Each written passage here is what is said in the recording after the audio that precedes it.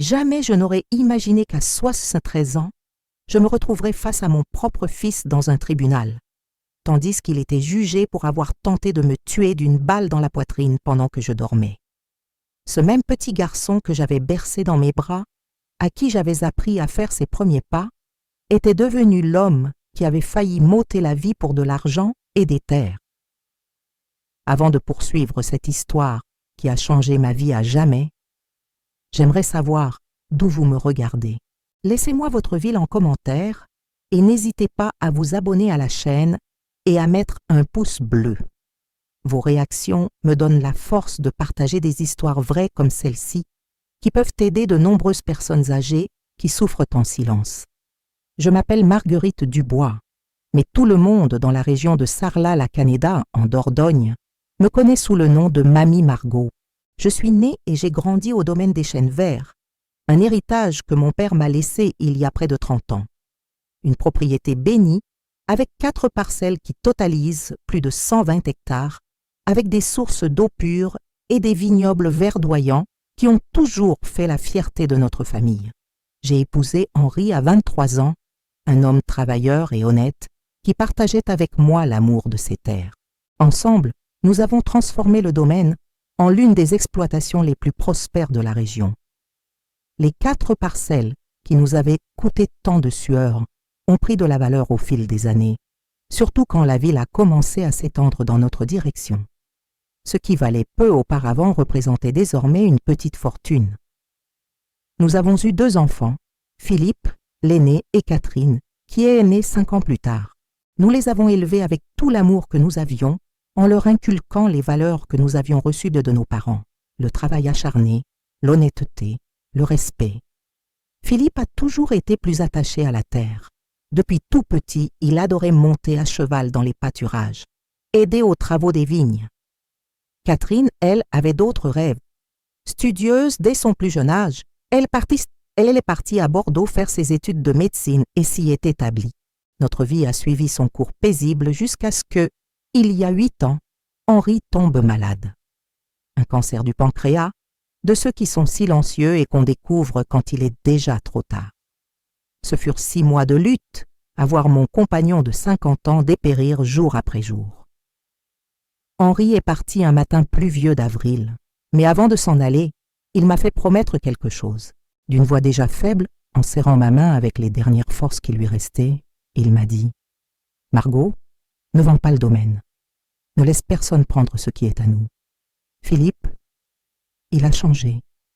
J'ai vu comment il regarde ses terres maintenant. Je n'ai pas bien compris sur le moment.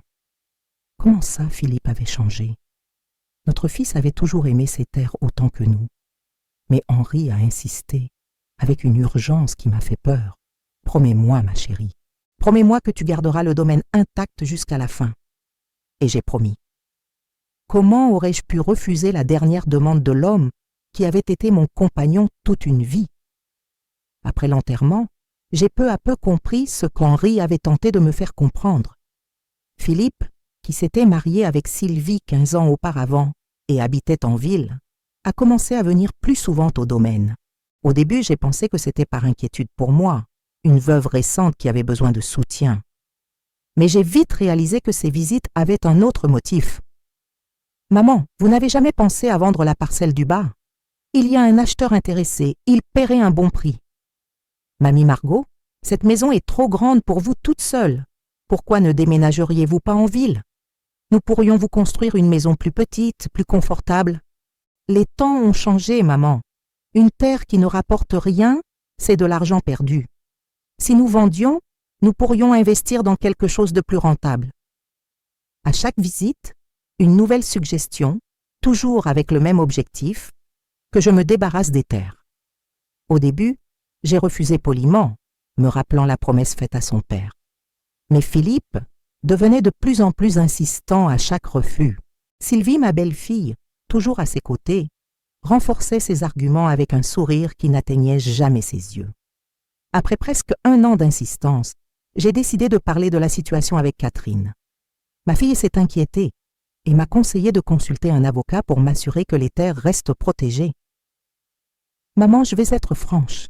Philippe est endetté. Il a investi dans des affaires qui ont mal tourné et il est désespéré maintenant. Cela m'a prise par surprise. Mon fils n'avait jamais mentionné de difficultés financières.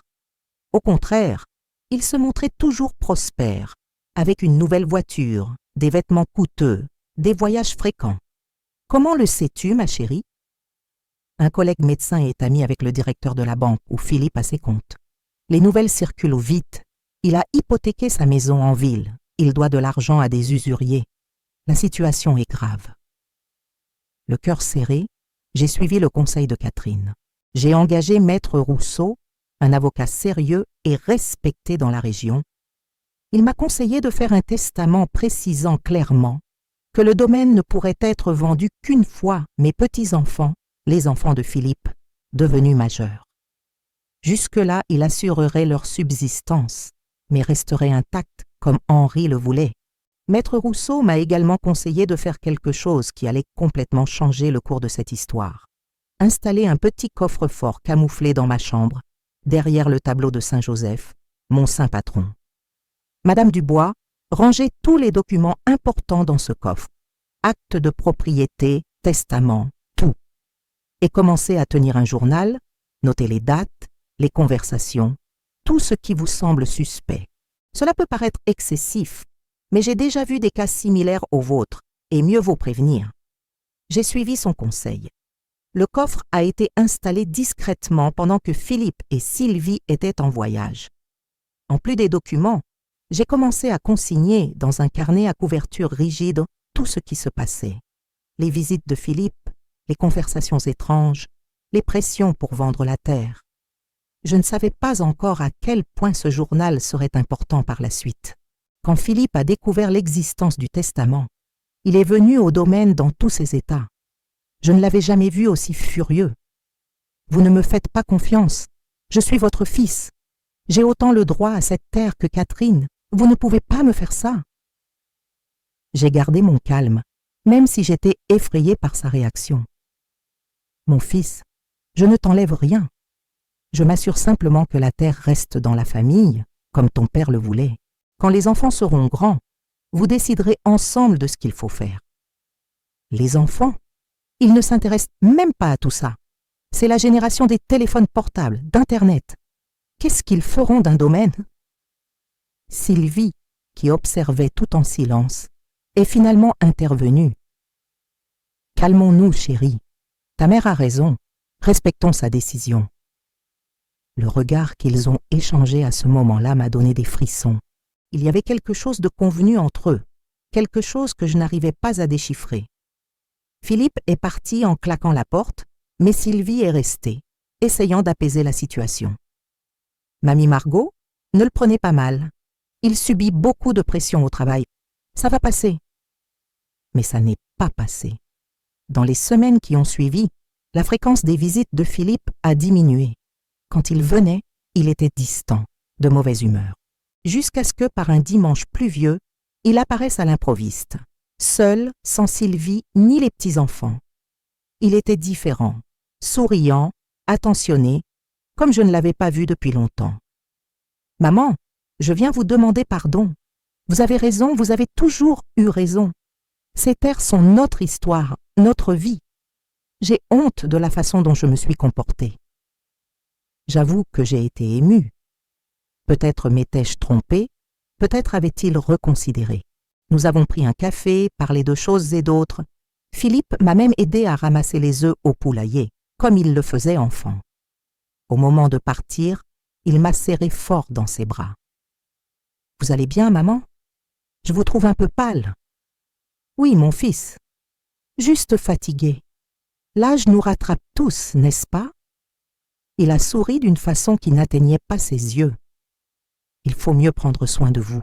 Et si vous veniez passer quelques jours à la maison? Les enfants ont hâte de vous voir. » J'ai refusé poliment. Quelque chose me disait que je ne devais pas quitter le domaine. Philippe n'a pas insisté, disant simplement qu'il reviendrait en fin de semaine avec les petits-enfants pour me rendre visite. Cette nuit-là, j'ai eu du mal à m'endormir. Une inquiétude étrange s'emparait de moi. Je repensais aux paroles d'Henri, au comportement de Philippe, aux dettes que Catherine avait mentionnées. Vers 3 heures du matin, je me suis finalement endormie, épuisée. Je ne saurais dire combien de temps j'ai dormi. Je sais seulement que je me suis réveillée à cause d'un bruit étrange.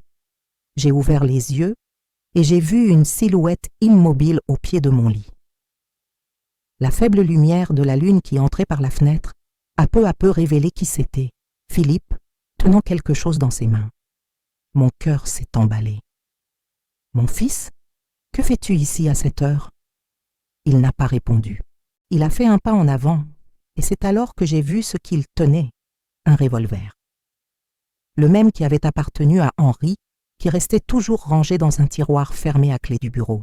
« Il n'était pas nécessaire que ça se passe comme ça, maman, » a-t-il dit d'une voix que je ne reconnaissais pas. « Si vous aviez vendu les terres quand je vous l'ai demandé, nous n'en serions pas là maintenant. » J'ai senti un froid parcourir ma colonne vertébrale.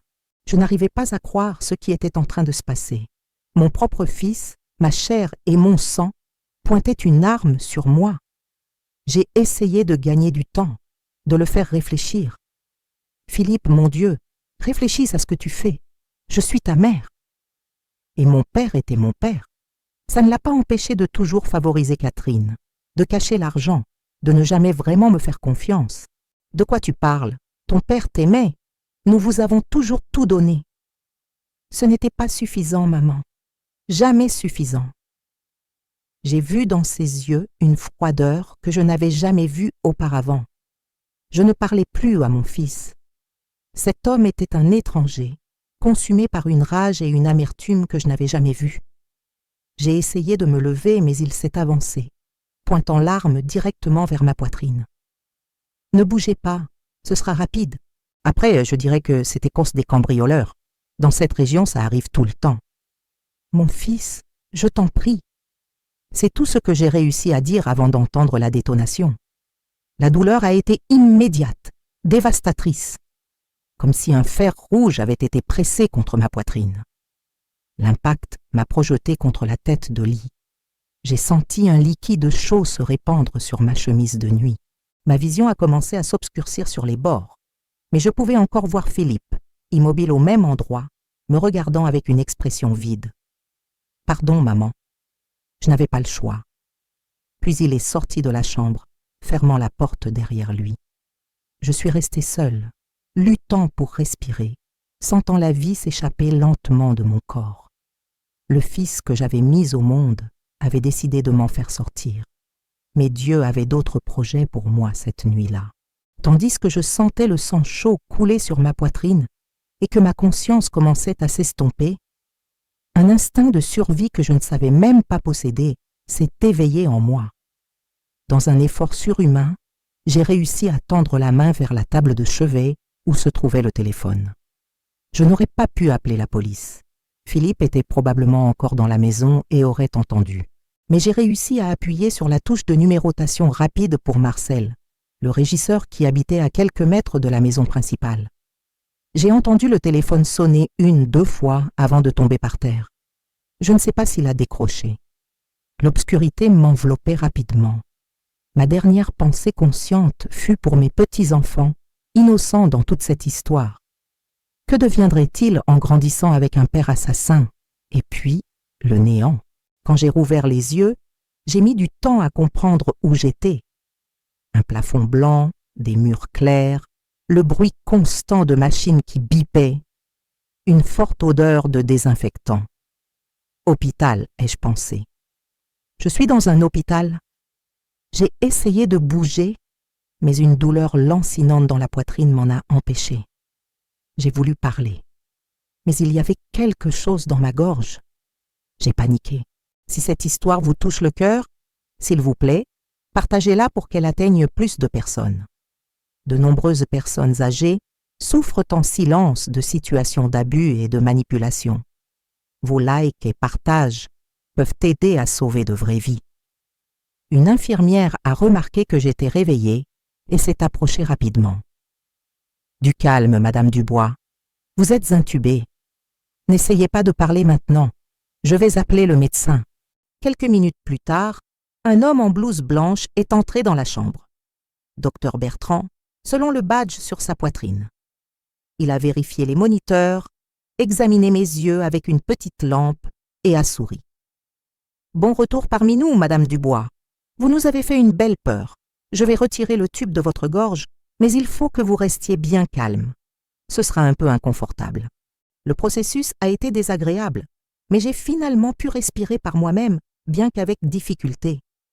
Ma voix est sortie rauque, presque méconnaissable. Combien de temps? Vous êtes en réanimation depuis 15 jours. Vous avez subi une opération de 7 heures dès votre arrivée. La balle a perforé votre poumon droit et est passée très près du cœur. C'est un véritable miracle que vous ayez survécu. 15 jours. J'avais perdu 2 semaines de ma vie. Et puis, le souvenir de cette nuit-là est revenu comme un éclair. Philippe, le revolver, le coup de feu. Mon fils, ai-je réussi à murmurer. Le médecin a échangé un regard significatif avec l'infirmière avant de répondre. Votre fils va bien, Madame Dubois. La police souhaite vous parler dès que vous serez en état. Mais ne vous préoccupez pas de cela maintenant. L'important, c'est que vous récupériez. Mais je savais que quelque chose n'allait pas. Le ton de voix du médecin, la façon dont il avait évité mon regard en mentionnant Philippe. J'ai essayé de poser d'autres questions, mais la fatigue l'a emporté et je me suis rendormi. Dans les heures qui ont suivi, j'ai alterné entre veille et sommeil. À un moment de lucidité, j'ai trouvé Catherine assise à côté de mon lit, tenant ma main. Ses yeux étaient rouges et gonflés d'avoir tant pleuré. « Maman !» a-t-elle chuchoté quand elle s'est aperçue que j'étais réveillée. « Dieu merci, les médecins ne savaient pas si vous alliez vous en sortir. » Comment m'ont-ils trouvé? Ma voix était encore faible, mais j'arrivais déjà à former des phrases courtes. C'est Marcel. Il a reçu votre appel au milieu de la nuit. Il n'a entendu qu'un bruit étrange et s'est inquiété. Quand il est arrivé à la maison, il vous a trouvé presque sans vie. S'il avait tardé de quelques minutes de plus, elle n'a pas terminé sa phrase, mais ce n'était pas nécessaire. Je savais que j'avais frôlé la mort. Marcel, cet homme simple qui avait travaillé avec notre famille pendant plus de 30 ans, avait sauvé ma vie. Et Philippe? Le visage de Catherine s'est durci. Il a été arrêté, maman. On l'a trouvé chez lui en train de faire ses valises pour fuir. Sylvie était avec lui. J'ai fermé les yeux, ressentant une douleur qui n'avait rien à voir avec la balle dans ma poitrine. Mon fils, mon aîné, arrêté pour avoir tenté de me tuer. Comment en étions-nous arrivés là? Les petits-enfants? Ils sont avec moi à Bordeaux. Ils sont effrayés, perdus, mais ils sont en sécurité. Cette nouvelle m'a apporté un peu de réconfort. Au moins, les enfants étaient pris en charge. Les jours suivants ont été un flou d'examens, de visites de médecins et de kinésithérapie. Petit à petit, j'ai commencé à reprendre des forces, bien que le médecin ait été clair sur le fait que ma récupération serait longue et difficile. La balle avait causé des dégâts considérables, et à mon âge, la cicatrisation était plus lente. Une semaine après mon réveil, déjà sorti de réanimation, j'ai reçu la visite de 2 policiers, le commissaire Laurent et une enquêtrice appelée Isabelle. Catherine a insisté pour rester dans la chambre pendant ma déposition. « Madame Dubois ?» a commencé le commissaire. « Nous savons que c'est un moment difficile, mais nous avons besoin de votre témoignage sur ce qui s'est passé cette nuit-là. » D'une voix encore faible, mais déterminée, j'ai tout raconté. L'insistance de Philippe pour vendre les terres, les menaces voilées, et finalement, cette aube fatidique quand il est entré dans ma chambre et a tiré sur ma poitrine de sang-froid. « Avez-vous eu une idée du motif qui a poussé votre fils à faire cela ?» a demandé l'enquêtrice, avec une expression mêlant compassion et professionnalisme. « L'argent, ai-je répondu simplement. Philippe était endetté. Il voulait vendre les terres pour payer ce qu'il devait. Quand il a compris que je ne céderais pas, il a décidé que j'étais un obstacle à éliminer. Le commissaire a posé quelques questions supplémentaires, puis a fait un commentaire qui m'a surprise. « Madame Dubois, nous avons trouvé un journal dans la chambre de votre fils caché entre les matelas. Saviez-vous qu'il existait? J'ai fait non de la tête, intriguée. Dans ce journal, votre fils a décrit en détail le plan pour vous éliminer. Il a commencé à l'écrire il y a presque 6 mois. Il a planifié chaque détail. Comment entrer dans la maison sans être remarqué, comment utiliser l'arme de feu votre défunt mari, même comment simuler un cambriolage après. J'ai eu froid dans le dos. Pendant 6 mois, alors qu'il me souriait, prenait le café à ma table, embrassait ses enfants devant moi, Philippe planifiait méticuleusement de me tuer. Il y a autre chose, a continué le commissaire. Dans le journal, il mentionne que Sylvie ne se contentait pas de connaître le plan, mais qu'elle a aidé à l'élaborer. C'est elle qui a suggéré d'utiliser une balle, car ce serait plus rapide et miséricordieux que le poison qui était l'idée initiale. Catherine a laissé échapper un son étouffé d'horreur. J'ai simplement fermé les yeux, essayant d'assimiler cette information dévastatrice. Il ne suffisait pas que mon fils ait tenté de me tuer. Ma belle-fille, la mère de mes petits-enfants, avait aidé à tout planifier. « Madame Dubois, a poursuivi le commissaire, vous avez mentionné un coffre-fort caché dans votre chambre. Nous avons réussi à le trouver, et les documents ainsi que le journal que vous teniez ont été fondamentaux pour corroborer les accusations. Philippe et Sylvie sont inculpés de tentative d'homicide avec préméditation. J'ai ressenti un mélange de soulagement et de tristesse profonde. Ce journal que j'avais commencé à écrire sur les conseils de maître Rousseau était devenu une preuve cruciale contre mon propre fils. Une précaution que je n'aurais jamais imaginé nécessaire. « Et les terres ?» ai-je demandé, me rappelant la motivation centrale de tout cela. « Elles sont en sécurité », a répondu Catherine en serrant ma main. Maître Rousseau a déjà pris toutes les dispositions légales. Même si Philippe n'avait pas été arrêté, il n'aurait pas pu y toucher. Les policiers sont partis peu après, promettant de me tenir informé de l'évolution de l'affaire. Je suis restée seule avec Catherine, toutes deux silencieuses pendant un long moment, essayant d'assimiler l'ampleur de la tragédie qui s'était abattue sur notre famille. « Je veux voir mes petits-enfants », ai-je fini par dire. « Dès que vous serez transféré à Bordeaux, » a promis Catherine. « Tout est déjà organisé. Vous terminerez votre convalescence dans un hôpital là-bas, puis vous viendrez chez moi. » « Et le domaine ? » Marcel s'occupe de tout, avec l'aide de Madame Bernadette. Ne vous inquiétez pas pour cela maintenant, maman. Mais comment ne pas m'inquiéter? Ce domaine était toute ma vie. C'était l'héritage qu'Henri et moi avions construit ensemble. C'était l'avenir de mes petits-enfants. C'était pour ne pas vouloir m'en défaire que j'avais failli perdre la vie. Dans les semaines qui ont suivi, ma récupération physique a progressé lentement. Le transfert à Bordeaux a été fatigant, mais nécessaire. Dans le nouvel hôpital, j'ai reçu des visites quotidiennes de Catherine. Et finalement, j'ai pu revoir mes petits-enfants, Louis et Emma, maintenant âgés de 12 et 10 ans. La rencontre a été émouvante et douloureuse à la fois. Les enfants étaient visiblement traumatisés, essayant de comprendre comment leur père avait pu être capable de quelque chose d'aussi terrible. Emma m'a embrassée avec précaution, pleurant silencieusement contre mon épaule. « Grand-mère, papa va rester en prison pour toujours ?» Comment répondre à une telle question? Comment expliquer à un enfant que son père avait tenté de tuer sa grand-mère pour de l'argent? Je ne sais pas, ma chérie. La justice décidera. Louis, plus âgé et comprenant mieux la situation, est resté un peu distant, m'observant avec des yeux tristes et confus.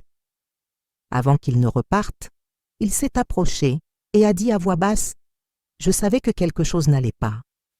J'ai entendu papa et maman parler plusieurs fois du domaine, de combien d'argent ils pourraient gagner s'ils le vendaient. J'aurais dû le dire à quelqu'un. J'ai pris sa petite main dans les miennes. Ce n'est pas ta faute, mon fils. Rien de tout cela n'est ta faute. La récupération émotionnelle serait beaucoup plus longue et difficile que la physique, je le savais déjà. Pas seulement pour moi, mais pour nous tous, surtout pour ces enfants innocents. Pendant mon séjour à l'hôpital de Bordeaux, j'ai reçu une visite inattendue. Maître Rousseau, l'avocat qui m'avait conseillé de tenir un journal, et d'installer le coffre-fort. Madame Dubois, je suis venue personnellement vous apporter une nouvelle. Le juge a fixé l'audience préliminaire dans 2 semaines. Vous sentez-vous en état de témoigner? L'idée d'affronter Philippe dans un tribunal, de regarder dans les yeux celui qui avait tenté de m'ôter la vie, me causait une peur indescriptible. Mais en même temps, je sentais que je devais le faire, pour Henri, pour mes petits-enfants, pour moi-même. J'y serai, ai-je répondu avec plus de fermeté que je n'en ressentais vraiment. Maître Rousseau a souri, admiratif de mon courage. Vous êtes une femme extraordinaire, Madame Dubois. Beaucoup de personnes à votre place auraient abandonné, mais vous continuez à vous battre. Ce n'est pas du courage, maître, c'est une nécessité. J'ai 2 petits-enfants à protéger. Je ne peux pas abandonner maintenant. Il a acquiescé, compréhensif, puis m'a expliqué comment se déroulerait l'audience, à quoi je devais m'attendre, comment me comporter. L'affaire avait pris de l'ampleur dans la région et il y aurait probablement des journalistes au tribunal.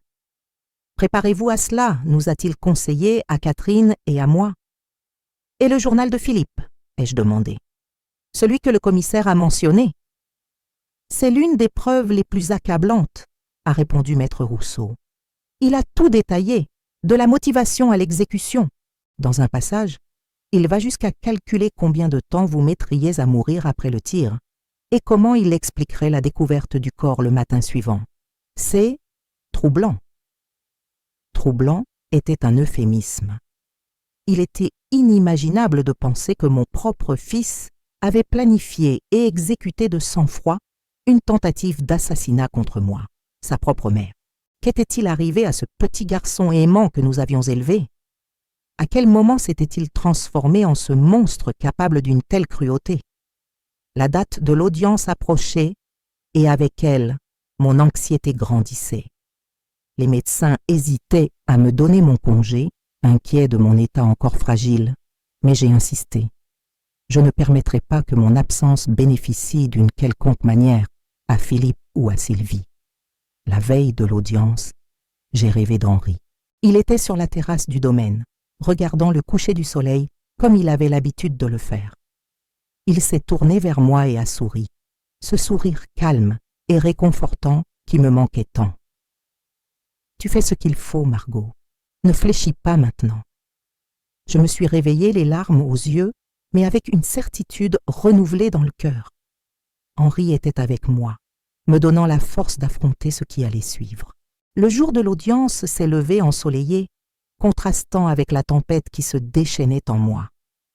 Catherine m'a aidé à m'habiller avec soin, choisissant une tenue simple mais digne, une robe bleu marine, discrète, et un châle sur les épaules pour cacher le pansement qui couvrait encore ma poitrine. Quand nous sommes arrivés au palais de justice, comme Maître Rousseau l'avait prévu, plusieurs journalistes nous attendaient. Catherine m'a protégée autant qu'elle le pouvait, formant une barrière entre moi et les caméras, tandis que nous entrions rapidement dans le bâtiment.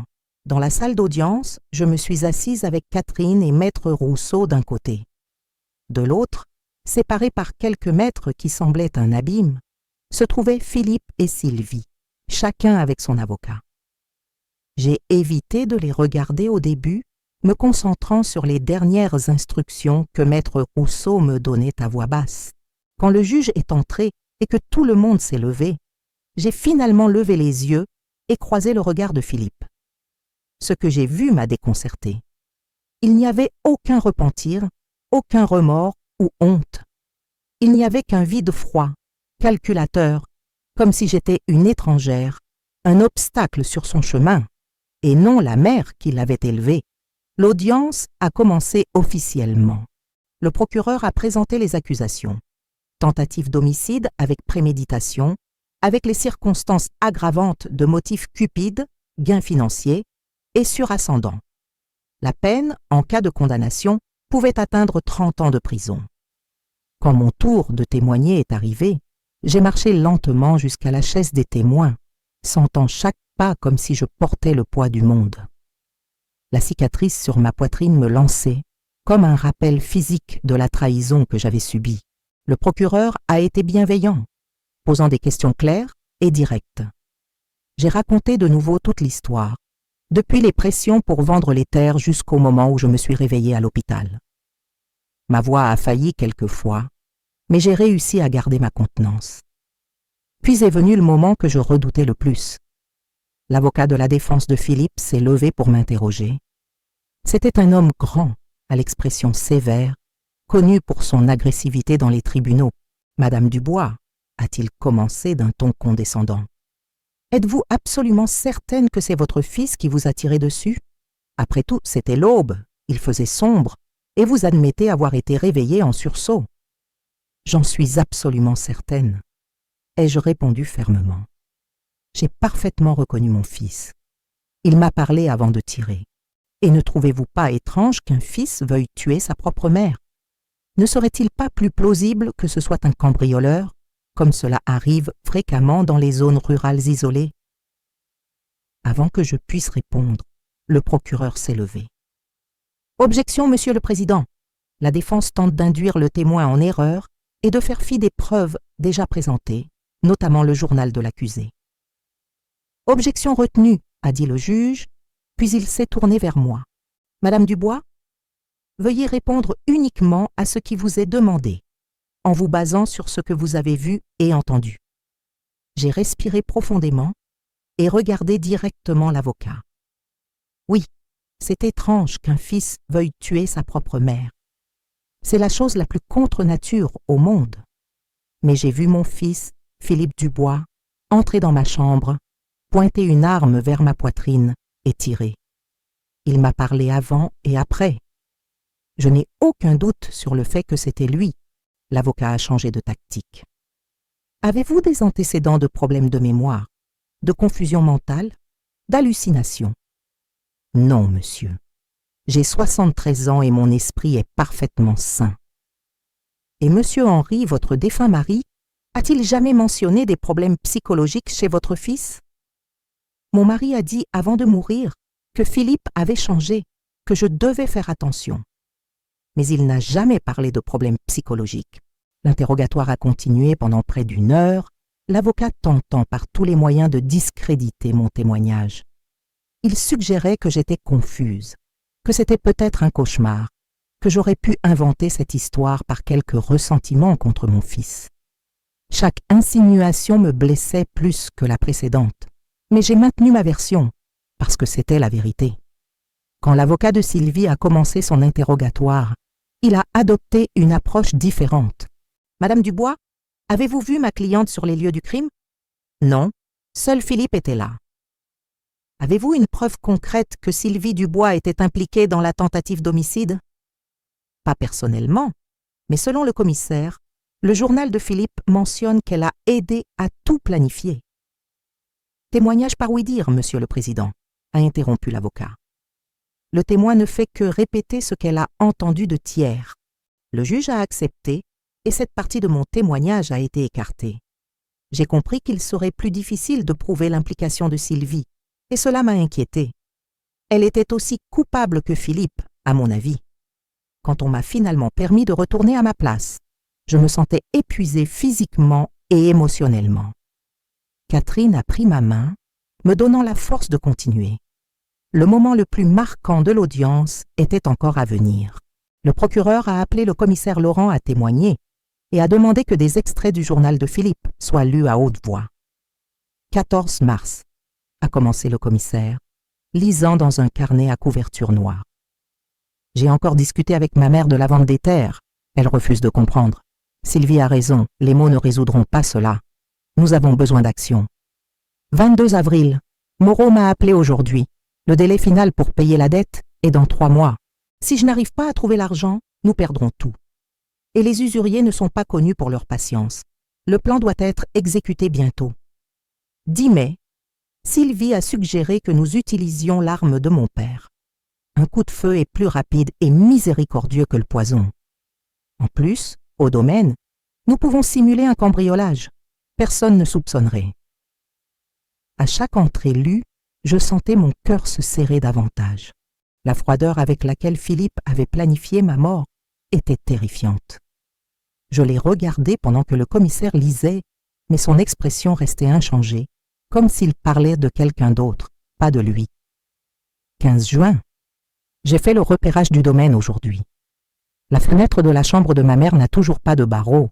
Il sera facile d'entrer sans être remarqué. Les chiens me connaissent, ils n'aboieront pas. Je dois choisir une nuit sans lune pour agir. La dernière entrée, datée du jour du crime, fut celle qui m'a le plus choquée. Aujourd'hui, c'est le jour. Sylvie va créer un alibi pour nous deux, disant que nous avons passé la nuit ensemble à la maison. Une fois que ce sera fait, j'attendrai quelques heures pour découvrir le corps. J'appellerai la police en feignant le désespoir. Personne ne soupçonnera le fils dévoué. En un mois, les terres seront vendues, les dettes payées, et nous pourrons recommencer à zéro, peut-être dans une autre ville. Un silence de mort s'est emparé de la salle quand le commissaire a fini de lire. J'ai vu quelques personnes dans l'assistance essuyer leurs larmes. Le juge semblait visiblement troublé. Et pour la première fois, j'ai remarqué un changement dans l'expression de Philippe. Ce n'était pas vraiment du repentir, mais la conscience que son plan parfaitement élaboré s'était effondré avec ses propres mots. L'impact des mots écrits par Philippe dans son journal a été dévastateur. Tout le tribunal semblait avoir cessé de respirer. C'est à ce moment que j'ai remarqué quelque chose sur le visage du commissaire. Il n'avait pas terminé. Il tenait encore le journal avec une expression mêlant dégoût et détermination. Je sais que beaucoup d'entre vous qui regardez peuvent connaître quelqu'un en situation de vulnérabilité. S'il vous plaît, ne cessez pas de regarder jusqu'à la fin. Ce que je vais partager peut aider à sauver des vies. Et si vous n'avez pas encore mis votre like, faites-le maintenant pour que ce message atteigne plus de personnes. Monsieur le Président, a dit le commissaire, il y a encore une entrée que je considère pertinente. Elle est datée de 3 mois avant le crime. Le juge a acquiescé, permettant la lecture. 12 mars. Sylvie et moi avons discuté d'alternatives aujourd'hui. Si nous n'arrivons pas à convaincre ma mère de vendre les terres, nous pouvons la faire déclarer mentalement inapte. Maître Leblanc, notre avocat, a dit qu'avec quelques certificats médicaux achetés, nous pouvons obtenir la curatelle et disposer des biens comme nous le souhaitons. C'est un plan B, mais je préfère l'éviter. Cela prend trop de temps et coûte cher. Un accident mortel serait plus efficace. J'ai regardé Maître Leblanc, l'avocat qui avait visité mon domaine avec Philippe et Sylvie, essayant de me convaincre de signer les documents. Il était dans l'assistance et quand il s'est rendu compte qu'il était mentionné dans le journal, il s'est levé brusquement et sorti de la salle. Le juge a ordonné qu'un huissier l'arrête pour vérification. Le témoignage du commissaire s'est poursuivi avec les détails de l'enquête. Comment ils avaient trouvé le journal caché, les preuves physiques qui reliaient Philippe au crime, l'arme récupérée dans un ruisseau près du domaine, avec ses empreintes digitales. Ensuite, ce fut au tour de Marcel de témoigner. Cet homme simple, aux mains calleuses et au regard honnête, a raconté comment il avait reçu mon appel au milieu de la nuit. J'ai décroché le téléphone et je n'ai rien entendu. Juste un bruit sourd, comme si quelque chose était tombé. Quelque chose me disait qu'il s'était passé quelque chose de grave. Madame Dubois ne m'aurait jamais appelé à cette heure sans raison. J'ai couru jusqu'à la maison principale et la porte n'était pas verrouillée. J'ai trouvé madame dans son lit, couverte de sang, respirant à peine. Sa voix a failli en se remémorant ce moment. J'ai cru qu'elle était déjà morte, mais quand j'ai touché son cou, j'ai senti son cœur battre encore, faiblement. J'ai appelé les secours et j'ai fait ce que j'ai pu pour stopper l'hémorragie, comme j'avais appris à l'armée il y a bien des années. « Et avez-vous vu quelqu'un quitter le domaine cette nuit-là » a demandé le procureur. « Oui, monsieur. Une voiture qui sortait à grande vitesse par la route principale. C'était la même voiture que celle de monsieur Philippe, j'en suis certain. Je la reconnaîtrais n'importe où. » L'avocat de Philippe a tenté de discréditer le témoignage de Marcel, suggérant qu'il m'était trop fidèle et qu'il pouvait avoir inventé la partie concernant la voiture. Mais Marcel est resté ferme. J'ai travaillé pour la famille Dubois pendant plus de 30 ans. Je n'ai jamais menti et je ne commencerai pas maintenant, même pas pour protéger madame Dubois, que je considère presque comme une mère. Quand Catherine a été appelée à témoigner, Elle a parlé des pressions financières que Philippe subissait, des dettes envers les usuriers, des investissements ratés. Elle a également rapporté comment il avait changé après la mort de son père, devenant plus distant, plus obsédé par l'argent. « Mon frère n'était pas comme ça », a-t-elle dit, la voix brisée. « Il a toujours été ambitieux, mais jamais au point de faire du mal à quelqu'un, encore moins à notre mère. Quelque chose a changé en lui ces dernières années, surtout après son mariage avec Sylvie. » L'avocat de Sylvie a immédiatement protesté, alléguant que Catherine tentait de reporter la faute sur sa cliente sans preuve concrète. Le juge a été d'accord et a demandé à Catherine de s'en tenir aux faits qu'elle connaissait directement. Après une pause déjeuner, l'audience a repris avec le témoignage du médecin qui avait réalisé ma chirurgie. Le docteur Bertrand a décrit en détail technique la gravité de la blessure, la trajectoire de la balle, les dégâts causés. Madame Dubois a eu un poumon perforé et la balle est passée à moins d'1 centimètre du cœur. Ce fut une chirurgie extrêmement délicate qui a duré 7 heures. Pour être franc, je pensais que nous n'arriverions pas à la sauver. Les patients de son âge survivent rarement à des traumatismes de cette ampleur. Et quelle est votre évaluation concernant sa récupération ? A demandé le procureur. Remarquable. Madame Dubois a une force de volonté extraordinaire. Mais c'est encore une récupération en cours. Elle aura besoin de soins continus, de kinésithérapie et possiblement d'autres chirurgies à l'avenir. Le moment que je redoutais le plus est finalement arrivé. Philippe a été appelé à témoigner. Le voir marcher jusqu'à la chaise des témoins, à moins de 2 mètres de moi, a provoqué une sensation étrange. C'était mon fils, mon sang, mais en même temps un parfait étranger. Initialement, Philippe a nié toutes les accusations. Il a affirmé qu'il était chez lui avec Sylvie la nuit du crime, qu'il aimait beaucoup sa mère et ne ferait jamais rien pour lui faire du mal. Il a suggéré que c'était probablement un cambriolage, comme tant d'autres, qui se produisaient dans la région. Quand j'ai appris que ma mère était à l'hôpital, j'étais désespérée. J'y ai couru immédiatement. « Et pourquoi étiez-vous en train de faire vos valises quand la police est arrivée chez vous ?» a demandé le procureur. « J'avais l'intention de rester quelques jours à l'hôpital pour m'occuper d'elle », a répondu Philippe sans hésiter. « Avec des billets achetés pour l'Espagne et de l'argent liquide équivalent à 50 000 €? Philippe a visiblement pâli. C'était un voyage que nous avions planifié depuis des mois, et l'argent, c'était plein des économies. Le procureur a alors pris le journal. « Monsieur Philippe, reconnaissez-vous ce carnet ? » « Je n'ai jamais vu ce carnet auparavant, » a-t-il répondu promptement. « Curieux, car nous avons trouvé vos empreintes digitales sur toutes les pages, et l'écriture a été confirmée par 3 experts différents comme étant la vôtre. » L'avocat de Philippe a tenté d'intervenir, mais le procureur a poursuivi. « Et qu'avez-vous à dire sur l'arme trouvée dans le ruisseau près du domaine ? La même qui appartenait à votre père et qui était rangée dans le bureau de la maison principale. Je ne sais pas comment elle s'est retrouvée là. Peut-être que le cambrioleur l'a volée puis s'en est débarrassé.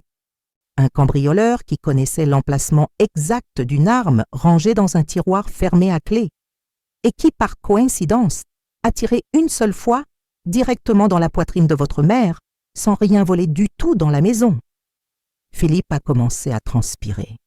Son malaise était visible. Le procureur a continué à faire pression, soulignant les incohérences dans son témoignage, le confrontant aux preuves physiques, aux témoins et bien sûr aux mots écrits dans son propre journal. Après presque 2 heures d'interrogatoire, Philippe a finalement craqué. « Elle n'était pas censée mourir !» a-t-il crié, surprenant tout le monde dans la salle. « C'était juste pour lui faire peur, pour qu'elle comprenne que j'étais désespéré. » Un murmure s'est emparé du tribunal. Le juge a frappé son marteau réclamant l'ordre. « Alors vous admettez avoir tiré sur votre mère ?» a demandé le procureur, saisissant l'opportunité. Philippe a baissé la tête, vaincu. « Oui, j'ai tiré sur elle. Avec l'intention de la tuer, il y a eu une pause longue, lourde. Finalement, il a répondu d'une voix basse. « Oui. J'ai eu l'impression que l'air avait été aspiré de mes poumons. C'était une chose de savoir ce qui s'était passé, C'en était une complètement différente d'entendre les aveux sortir des lèvres de mon propre fils. Et votre épouse, Sylvie Dubois, était-elle impliquée dans le plan?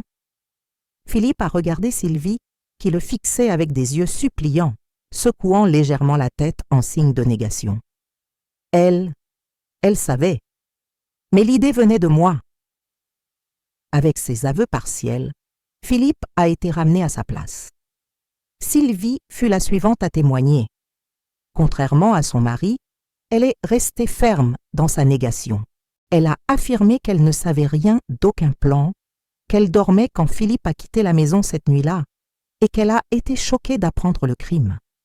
« J'aime ma belle-mère comme si c'était ma propre mère », a-t-elle dit, avec des larmes aux yeux, qui semblaient aussi répétées que sincères.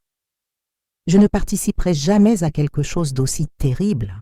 Le procureur a tenté de la confronter aux entrées du journal qui mentionnèrent sa participation, mais l'avocat de la défense a argué avec succès que c'était seulement les mots de Philippe, pas des preuves concrètes contre elle. L'audience s'est terminée tard dans la soirée. Le juge a décidé qu'il y avait suffisamment de preuves pour traduire les deux en justice. Mais Sylvie pourrait répondre en liberté moyennant le paiement d'une caution, tandis que Philippe resterait en détention préventive. Quand nous sommes sortis du tribunal, épuisés et émotionnellement vidés, j'ai été abordée par plusieurs journalistes. Catherine a essayé de me protéger, mais j'ai décidé de parler. J'ai senti que je devais dire quelque chose, pas seulement à ces journalistes, mais à d'autres personnes qui pourraient vivre des situations similaires. Je n'aurais jamais imaginé que mon propre fils tenterait de m'ôter la vie, ai-je dit, d'une voix ferme malgré ma fragilité physique. Mais je veux que d'autres personnes, surtout les personnes âgées, sachent qu'elles doivent être vigilantes. Parfois, le danger se trouve dans notre propre maison, venant de ceux dont nous nous y attendons le moins. Dans les jours qui ont suivi l'audience, j'ai essayé d'assimiler tout ce qui s'était passé. Les aveux de Philippe, la négation de Sylvie, la perspective d'un long processus judiciaire à venir. Mais ce qui me faisait le plus mal, c'étaient mes petits-enfants. Comment leur expliquer que leur père avait tenté de tuer leur grand-mère? Comment les protéger du traumatisme et de la honte qui viendrait dans les années à venir? Catherine a suggéré une thérapie, tant pour les enfants que pour moi, et j'ai accepté immédiatement. Nous avions besoin d'aide professionnelle pour naviguer dans ces eaux tumultueuses. Pendant que je récupérais chez Catherine à Bordeaux, j'ai reçu une visite inattendue. Madame Bernadette, qui avait voyagé depuis la campagne spécialement pour me voir. Nous nous sommes embrassés longuement, deux femmes marquées par la vie, unies par des décennies d'amitié. « Margot, le domaine n'est plus le même sans vous », a-t-elle dit, tenant mes mains. « Marcel s'occupe de tout, mais tout le monde ressent votre absence. Je ne sais pas encore si j'aurai le courage de revenir, ma chère. Chaque coin de cette maison a maintenant un souvenir douloureux. » Ne le laissez pas vous voler cela aussi, Margot. Cette terre, c'est votre histoire, votre vie. Si vous ne revenez pas, c'est comme s'il avait gagné d'une certaine façon. Ces paroles m'ont touché profondément. Bernadette avait toujours eu le don d'aller droit au but, de dire des vérités que d'autres éviteraient, et elle avait raison. Si j'abandonnais le domaine, je permettrais à Philippe de me prendre non seulement ma santé, mais aussi mon identité, mon but dans la vie. Je vais y réfléchir, ma chère, je promets. Dans les semaines qui ont suivi, pendant que je continuais ma récupération physique, j'ai aussi commencé à reconstruire ma vie émotionnelle. La thérapie aidait, tant pour moi que pour mes petits-enfants. Louis et Emma passaient les week-ends avec moi chez Catherine. Et petit à petit, nous reconstruisions notre relation, créant de nouveaux souvenirs pour remplacer les douloureux. 3 mois après l'audience préliminaire, j'ai reçu un appel du procureur. Il avait des nouvelles concernant l'affaire. Madame Dubois, Sylvie Dubois s'est présentée à mon bureau aujourd'hui. Elle veut conclure un accord de coopération avec la justice. J'ai serré le téléphone fort, essayant d'assimiler ce que cela signifiait. Elle a avoué son implication dans le crime? Oui, et pas seulement cela. Elle a aussi révélé que le plan initial était différent. Ils avaient l'intention de vous faire interner dans une clinique psychiatrique, prétendant une démence sénile, pour prendre le contrôle de vos biens. Quand ils ont réalisé que cela prendrait trop de temps et ont rencontré la résistance de médecins qui ont refusé de fournir de faux certificats, ils sont passés au plan plus drastique. J'ai eu des frissons. L'idée d'être interné contre ma volonté, traité comme incapable, séparé de tout et tous ceux que j'aimais, me semblait presque aussi terrible que la tentative d'homicide. Et elle a fourni des preuves de cela? Oui, des emails, des messages textes, des enregistrements de conversations avec Philippe. Assez de matériel pour renforcer significativement l'affaire. En échange, elle veut une réduction de peine. Et que se passe-t-il maintenant? Le juge doit encore homologuer l'accord, mais cela garantit pratiquement la condamnation des deux. La question maintenant, c'est seulement l'étendue des peines. Après avoir raccroché, j'ai réfléchi à ce retournement de situation. Sylvie, qui avait juré amour et innocence au tribunal, jetait maintenant Philippe au lion pour sauver sa propre peau. Peut-être avait-il toujours été ainsi, une relation basée sur l'intérêt, pas sur l'amour véritable. Cette nuit-là, j'ai pris une décision importante. Il était temps de retourner au domaine. Pas pour vivre seul, je n'étais pas encore en état physique pour cela, mais pour commencer à reconstruire ma vie là-bas, avec l'aide de Marcel, Madame Bernadette et surtout de Catherine, qui avait accepté de prendre un congé du travail pour passer quelques mois avec moi à la campagne.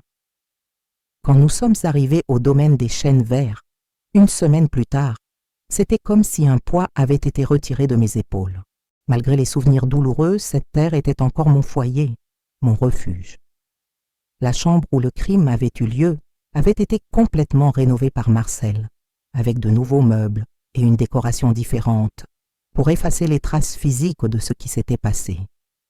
Les retrouvailles avec les employés du domaine ont été émouvantes. Beaucoup ont pleuré en me voyant, disant qu'ils avaient prié pour ma guérison. J'ai réalisé que j'avais là une famille qui allait au-delà des liens du sang, des personnes qui se souciaient vraiment de moi.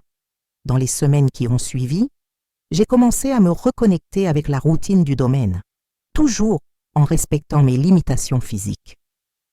Catherine était à mes côtés, apprenant sur la propriété, s'impliquant dans le quotidien d'une façon qu'elle n'avait jamais fait auparavant.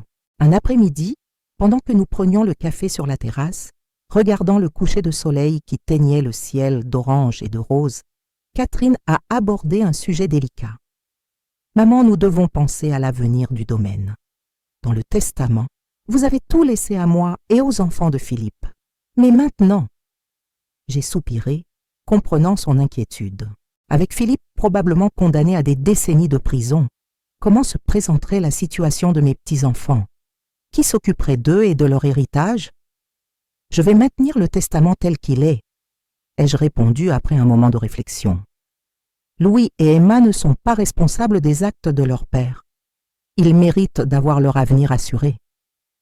Et Sylvie? Techniquement, elle est encore leur mère, avec le droit d'administrer les biens jusqu'à leur majorité.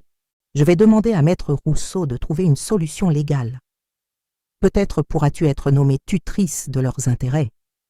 Mais d'une chose je suis certaine. Je ne veux pas que ces enfants perdent leur héritage à cause des erreurs de leurs parents. Catherine a acquiescé, compréhensive. Et vous? Que comptez-vous faire maintenant? J'ai regardé vers l'horizon, vers les champs qui s'étendaient à perte de vue. Des champs qui avaient été arrosés de la sueur de générations de ma famille. Je vais continuer à vivre, ma fille. Je vais m'occuper de ces terres tant que j'en aurai la force. Je vais voir mes petits-enfants grandir et je vais témoigner au procès de Philippe et Sylvie parce que je crois en la justice. 6 mois se sont écoulés depuis mon retour au domaine des chênes verts. Ma récupération physique a progressé au-delà des attentes des médecins, bien que je ressente encore des douleurs occasionnelles dans la poitrine et que je doive prendre des médicaments quotidiennement. La cicatrice, une ligne irrégulière et rougeâtre entre mes seins, était un rappel constant de ce qui s'était passé. Mais elle ne m'effrayait plus quand je la voyais dans le miroir. Si vous suivez cette histoire et que vous vous souciez de la protection des droits des personnes âgées, laissez votre like et commentaire. votre interaction aide à diffuser ce message important à ceux qui en ont le plus besoin. La récupération émotionnelle était un processus plus lent et complexe. Il y avait de bons et de mauvais jours. Les nuits particulièrement difficiles, je me réveillais en sursaut, croyant entendre des pas dans le couloir ou voir des ombres dans les coins de la chambre. La thérapeute m'a assuré que c'était normal, partie du trouble de stress post-traumatique, et qu'avec le temps, ces épisodes deviendraient moins fréquents.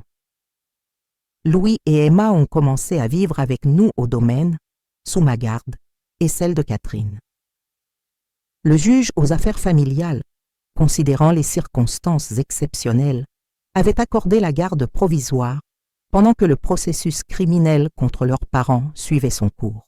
Les enfants s'adaptaient étonnamment bien à leur nouvelle réalité. Le domaine offrait de l'espace, de la liberté, le contact avec la nature, tout ce dont ils avaient besoin pour commencer à guérir leurs propres blessures émotionnelles. Un jour, en observant Louis aider Marcel avec les veaux nouveau-nés, j'ai remarqué qu'il avait le même regard concentré qu'Henri, la même douceur avec les animaux. Il y avait quelque chose de mon mari chez ce garçon, un héritage qui allait bien au-delà des terres et de l'argent. C'était une connexion avec nos racines, avec nos valeurs les plus profondes. Emma, de son côté, montrait de l'intérêt pour les plantes médicinales que je cultivais dans le jardin.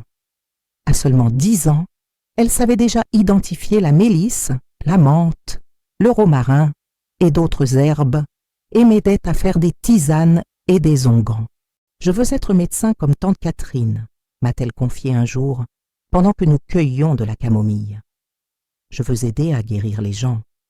La date du procès de Philippe et Sylvie est finalement arrivée, prévue pour commencer un lundi d'octobre. Catherine et moi nous sommes installés dans un hôtel en ville, laissant les enfants aux soins de Madame Bernadette et Marcel. Nous avons décidé de leur épargner le traumatisme supplémentaire d'assister au procès de leurs propres parents. Le tribunal était bondé quand nous sommes entrés. Journalistes, curieux, autorités locales. On aurait dit que toute la ville voulait assister à ce drame familial qui avait choqué tout le monde. Je me suis assise à côté de Catherine au premier rang, sentant les regards de pitié et de curiosité qui me suivaient. Philippe et Sylvie ont été amenés séparément. Il avait maigri en prison. Son visage était pâle, avec de profondes cernes. Elle, en liberté conditionnelle, était bien habillée, cheveux impeccables, maquillage discret. Il n'y avait plus cette complicité entre eux. Au contraire, ils se sont assis le plus loin possible l'un de l'autre, évitant même de se regarder. Le procès a duré 5 jours. Toutes les preuves ont été présentées de nouveau. Le journal de Philippe, mon témoignage, les témoins, les rapports d'expertise, les comptes rendus médicaux détaillant la gravité des blessures que j'avais subies. La coopération de Sylvie avec la justice fut un point crucial, fournissant des détails que nous ignorions jusque-là sur l'étendue et la froideur du plan. Le 3e jour, quand mon tour de témoigner est arrivé, j'ai senti un calme surprenant m'envahir. Il n'y avait plus la nervosité de l'audience préliminaire. J'étais là pour la justice, pas pour la vengeance. J'ai regardé directement Philippe, pendant que je racontais une fois de plus comment il était entré dans ma chambre cette nuit-là et avait pointé l'arme vers ma poitrine. « Mon fils, pourquoi ?» ai-je demandé, m'écartant du script de questions du procureur. « Pourquoi en sommes-nous arrivés là ?» Le juge a autorisé la question, percevant peut-être qu'elle était importante pour moi, pour mon processus de guérison. Philippe a baissé les yeux, incapable de soutenir mon regard. « J'étais désespéré », a-t-il répondu d'une voix basse. Les dettes ne faisaient qu'augmenter. Les usuriers faisaient des menaces. J'ai pensé que ce serait la solution la plus rapide. Plus rapide que de demander de l'aide, que d'être honnête avec moi, que d'admettre que tu avais des problèmes. Il n'a pas répondu, continuant simplement à regarder le sol. Que pouvait-il dire? Il n'y avait aucune justification possible pour tenter de tuer sa propre mère. Le 4e jour, ce fut au tour de Sylvie de témoigner. Maintenant qu'elle avait conclu l'accord de coopération, elle n'essayait plus de maintenir la façade de belle-fille aimante et innocente. D'une voix froide et calculatrice, elle a détaillé comment ils avaient tout planifié, y compris la tentative antérieure de me faire déclarer mentalement inapte. Philippe était obsédé par ses terres, a-t-elle dit. Il disait que c'était le seul moyen de sauver notre situation financière. Au début, j'ai pensé qu'il exagérait, mais quand les usuriers ont commencé à apparaître chez nous, menaçant nos enfants, j'ai réalisé que la situation était grave. « Et vous avez accepté le plan d'assassiner Madame Dubois ?» a demandé le procureur. « Pas exactement. J'ai suggéré des alternatives, comme la mise sous tutelle pour incapacité mentale. Mais Philippe était impatient. Quand il a décidé d'utiliser l'arme, j'ai essayé de le convaincre d'abandonner. Mais vous ne l'avez pas dénoncé, ni prévenu votre belle-mère? Non. J'avais peur de lui, de ce qu'il pourrait me faire ainsi qu'aux enfants si je le trahissais. Son témoignage sonnait répété, calculé pour diminuer sa propre culpabilité. En la regardant, j'ai enfin compris l'étendue du poison qui était entré dans notre famille. Sylvie ne m'avait jamais vue comme une personne, seulement comme un obstacle entre elle et l'argent qu'elle convoitait. Et maintenant, elle était prête à jeter Philippe au lion pour sauver sa propre peau. Le 5e et dernier jour, les plaidoiries finales ont été présentées et le jury s'est retiré pour délibérer. L'attente a semblé interminable. Catherine a tenu ma main tout le temps, toutes deux silencieuses, chacune perdue dans ses propres pensées. Quand le jury est revenu, le verdict a été annoncé. Philippe, coupable de tentative d'homicide avec préméditation. Sylvie, complice du crime. Les peines, 18 ans pour lui, 8 pour elle, réduites grâce à la coopération. Tous deux devraient payer des dommages et intérêts pour préjudice moral et matériel, incluant toutes les dépenses médicales et de traitement que j'avais eues et aurais encore dans les années à venir. En entendant la sentence, Philippe s'est finalement effondré. J'ai vu son visage se tordre dans une expression qui mêlait désespoir et compréhension tardive de la gravité de ce qu'il avait fait. Pour un moment fugace, j'ai entrevu en lui le garçon que j'avais un jour élevé avant qu'il ne soit ramené dans la cellule où il passerait les prochaines années de sa vie. Sylvie, d'autre part, a maintenu sa contenance.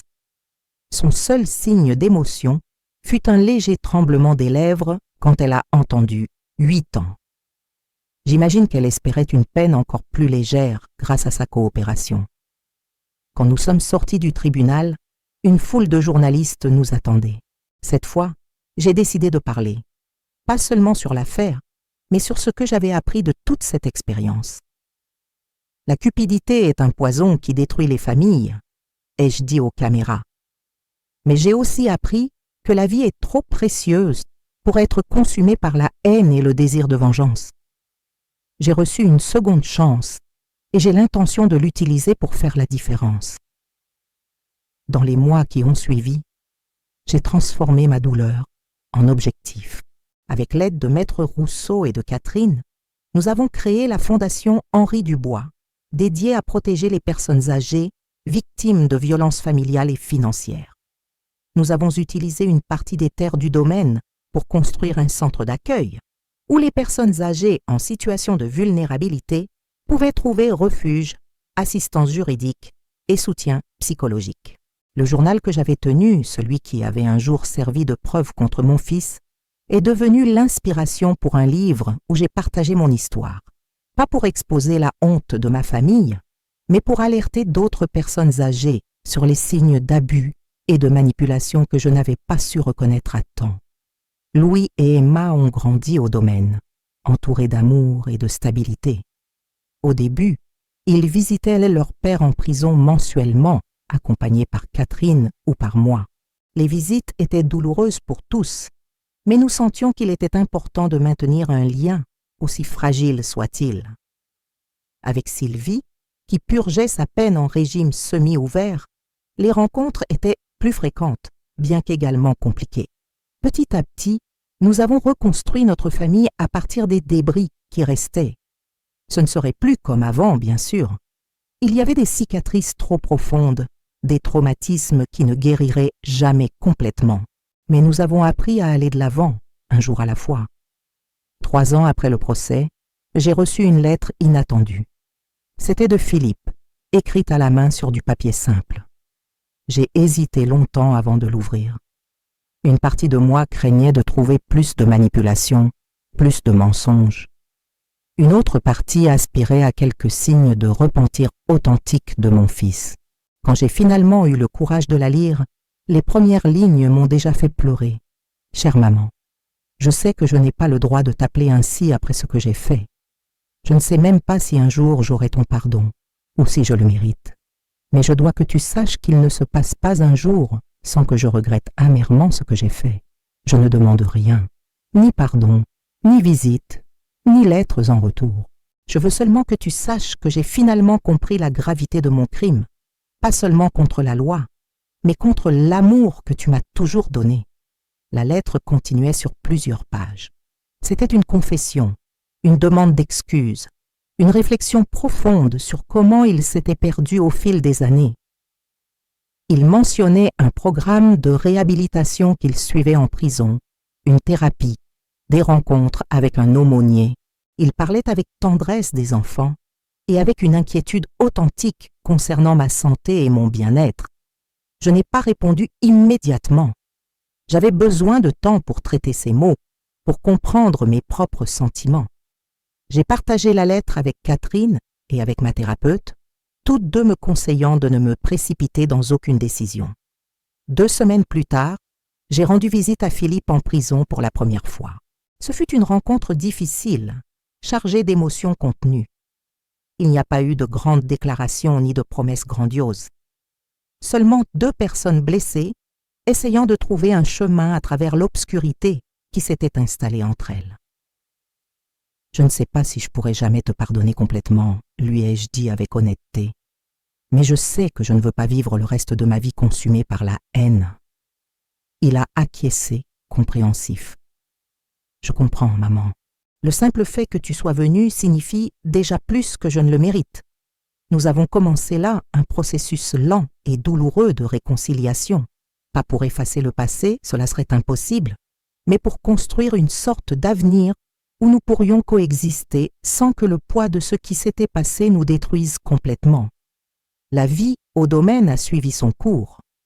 Les saisons sont venues et reparties, les récoltes ont été plantées et récoltées, les troupeaux ont grandi. Louis, maintenant âgé de 15 ans, montrait le même amour pour la terre que son grand-père Henri.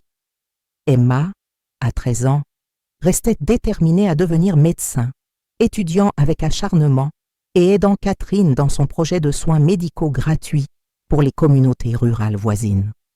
Un après-midi, presque 5 ans après le coup de feu qui avait failli m'ôter la vie, je me suis assise sur la terrasse du domaine, observant le coucher du soleil avec une tasse de thé dans les mains. Le même endroit où tant de fois je m'étais assise avec Henri, partageant le silence confortable de ceux qui n'avaient plus besoin de beaucoup de mots pour se comprendre. J'ai senti une présence à mes côtés et j'ai vu Emma s'approcher avec un album de photographies dans les mains. C'était un album ancien, avec des photos jaunies par le temps, montrant Henri et moi jeunes, Philippe et Catherine enfants, des moments heureux d'une famille qui avait un jour été entière. Grand-mère, comment avez-vous réussi? Comment avez-vous réussi à continuer après tout ça? J'ai regardé cette fillette qui portait dans ses yeux une sagesse au-delà de ses années, forgée par la souffrance précoce qu'elle avait témoin. Un jour à la fois, ma chérie, en choisissant chaque jour de ne pas laisser l'amertume et la haine occuper plus d'espace dans mon cœur que l'amour et la gratitude. Elle a appuyé sa tête sur mon épaule et nous sommes restés là, contemplant le ciel qui se teignait d'orange et de rose. La même vision qu'Henri et moi admirions depuis tant de décennies, le même cycle éternel de jours qui naissent et meurent, de saisons qui viennent et vont. Je m'appelle Marguerite Dubois. J'ai 78 ans maintenant. J'ai survécu à une balle dans la poitrine tirée par mon propre fils. J'ai vécu pour voir la justice rendue, pour reconstruire ma famille à partir des cendres, pour transformer ma douleur en objectif. J'ai appris que le pardon n'est pas un moment unique, mais un choix quotidien, et que la vie même avec toutes ces tragédies et trahisons, peut encore être belle quand vous refusez d'abandonner. Je remercie de tout cœur chacun qui a suivi mon histoire jusqu'à la fin. Si vous connaissez quelqu'un en situation vulnérable ou si vous avez été touché par ce récit, s'il vous plaît, partagez et aidez à diffuser ce message. Ensemble, nous pouvons protéger nos aînés et transformer les tragédies en objectifs. Laissez votre like, abonnez-vous à la chaîne et rejoignez-nous dans cette mission vitale. Mon histoire ne se termine pas ici. En fait, de bien des manières, ce n'était que le début d'un nouveau voyage. Un voyage de guérison, d'objectifs renouvelés, d'amour qui survit aux pires trahisons. Et s'il y a quelque chose que j'aimerais que vous reteniez de cette histoire, c'est ceci. Tant qu'il y a de la vie, il y a de l'espoir. Peu importe à quel point le chemin semble sombre, il y a toujours une lumière à suivre. Il y a toujours un nouveau matin qui attend au-delà de la nuit la plus sombre.